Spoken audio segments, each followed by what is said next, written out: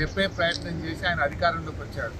కానీ ఇవాళ అవే యూట్యూబ్ ఛానళ్ళు నీ అక్రమాలను, నీ మాట తప్పిన తీరును, నీ మోసాలను ఎండగడతా ఉంటే ఇవాళ యూట్యూబ్లను తక్కువ చేసి మాట్లాడడం అనేది చాలా విడ్డూరంగా ఉన్నది. అంటే రేవంత్ రెడ్డి తనకు అవసరమైతే ఒక తీరు, తన పని తీరగానే ఇంకొక తీరుగా ఉన్నది. ఓడదాటేదాకా ఓడమల్లప్ప, ఓడదాటినాక బోడమల్లప్ప. ఈ యూట్యూబ్లోనే వాడుకున్నావు కదా.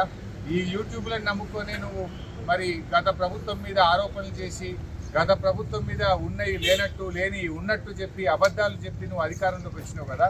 అవే యూట్యూబ్లు నీ బండారాన్ని బట్టబయలు చేస్తుంటే, నీ అవినీతిని బయటపెడుతుంటే, నీ యొక్క డొల్లతనాన్ని, నీ మాట తప్పిన తీరును, నువ్వు ప్రజల్ని మోసం చేసిన విషయాలను బయట పెడతా ఉంటే ఇవాళ నువ్వు తట్టుకోలేకపోతున్నావు. తట్టుకోలేక నీ అక్కసును యూట్యూబ్ల మీద వెళ్ళబుచ్చుతా ఉన్నావు. ఇవాళ ప్రజలకు అర్థమైపోయింది, ఇవే యూట్యూబ్ ఛానల్ బిడ్డ నిన్ను గద్దెదించడానికి రాష్ట్రంలోని యూట్యూబ్ ఛానళ్ళన్నీ ఒకటైతే నీ బండారాన్ని బయట పెడతారు. ఖచ్చితంగా నీకు తగిన శాస్తి ఈ యూట్యూబ్ ఛానళ్ళే చేస్తాయి.